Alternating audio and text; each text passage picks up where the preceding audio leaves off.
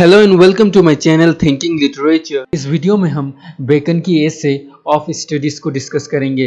So let's jump into it. Bacon अपनी essay of studies के शुरुआत में ही कहते हैं कि स्टडीज करने के 3 रीजंस होते हैं, for delight, for ornament and for ability. और इन तीनों रीजंस को आगे हम वीडियो में डिटेल में डिस्कस करेंगे। लेकिन ओवरऑल बेकन के अनुसार स्टडी मनुष्य को हैप्पी बनाती है और एक सोसाइटी में जीने के लिए काबिल बनाती है। अगर एक व्यक्ति बैलेंस्ड वे में स्टडी करे तो वो एक कंप्लीट और वेल राउंडेड पर्सन बन सकता है। बेकन के अनुसार बुक्स और स्टडी ना केवल हमें पढ़ना सिखाती है बल्कि इस दुनिया को ऑब्जर्व करना भी सिखाती है। ऐसे के फर्स्ट ही लाइन में बेकन कहते हैं कि स्टडीज के 3 कारण होते हैं, डिलाइट, ऑर्नामेंट और एबिलिटी। डिलाइट से बेकन का मतलब था पर्सनल और प्राइवेट एजुकेशन। ऑर्नामेंट से मतलब था conversation between and among others, जिसे बेकन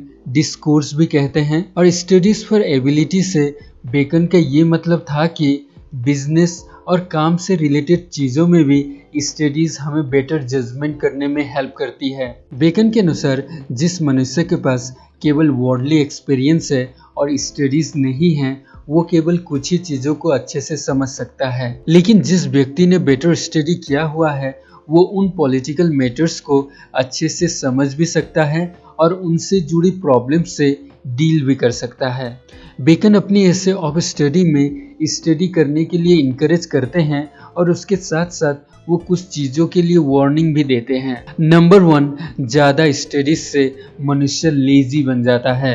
और सेकेंडली, अगर कोई अपनी स्टडीज़ को ज़्यादा अपनी कॉन्वर्सेशंस में यूज़ करे तो उसे शो ऑफ करना भी कह सकते हैं। और थर्ड वार्निंग देते हुए बेकन कहते हैं, अगर कोई व्यक्ति केवल अपनी स्टडीज़ पर ही डिपेंड करता है तो वो एक स्कॉलर बन सकता है, ना कि एक प्रैक्टिकल मैन बन सकता है। सो बेकन के वार्निंग्स के बाद बेकन एक आर्गुमेंट देते हुए कहते हैं कि स्टडीज़ की जो सबसे इम्पोर्टेंट चीज़ है वो है मॉडरेशन। बेकन का कहना था कि स्टडीज़ के साथ साथ मनुष्य को एक्सपीरियंस की भी ज़रूरत होती है, क्योंकि कोई भी एक व्यक्ति की एबिलिटीज़ बढ़ती है स्टडीज़ के द्वारा। लेकिन सिर्फ स्टडीज़ विदाउट एक्सपीरियंस मनुष्य को कंफ्यूजन की तरफ लेके जाती है और वो इस आउटसाइड वर्ल्ड को अच्छे से डील नहीं कर पाता है। बेकन के अनुसार जो डिसऑनेस्ट मैन है वो एजुकेशन को कंडेम करेगा, जो स्टूपिड मैन है वो एजुकेशन को एडमायर करेगा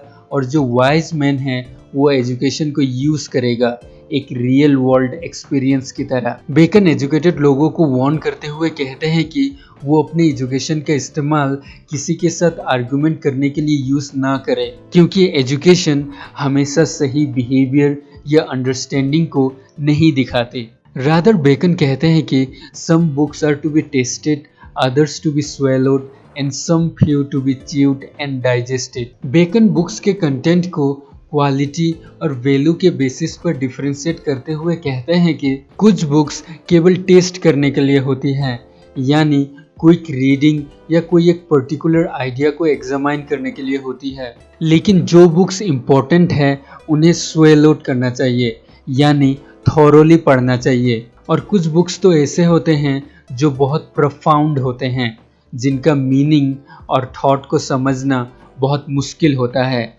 इसीलिए इन बुक्स को बहुत स्लोली और थॉटफुली पढ़ना चाहिए। और इसीलिए बेकन कहते हैं कि दे शुड बी डाइजेस्टेड, क्योंकि अगर हम उन्हें अच्छे से नहीं पढ़ेंगे तो हमें उनकी मीनिंग अच्छे से समझ में ही नहीं आएगी। बेकन रीडिंग, कॉन्वर्सेशन और राइटिंग की इफ़ेक्ट्स के बारे में भी कहते हैं। वो कहते हैं कि रीडिंग एक मनुष्य को वेल राउंडेड पर्सन बनाती है, कॉन्वर्सेशन मनुष्य को थिंक करने में हेल्प करती है और राइटिंग मनुष्य को लॉजिक और रीज़न के साथ थिंक करने में हेल्प करती है।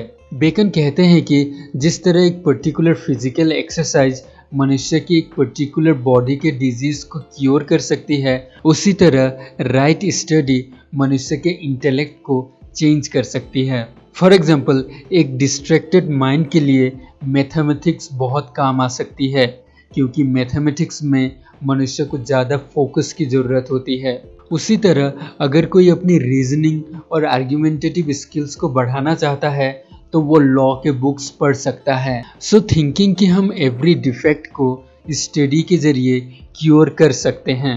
सो अंत में हम ये कह सकते हैं कि बेकन अपनी एसे ऑफ स्टडीज में रीडिंग की बेनिफिट्स के बारे में डिस्कस किया है।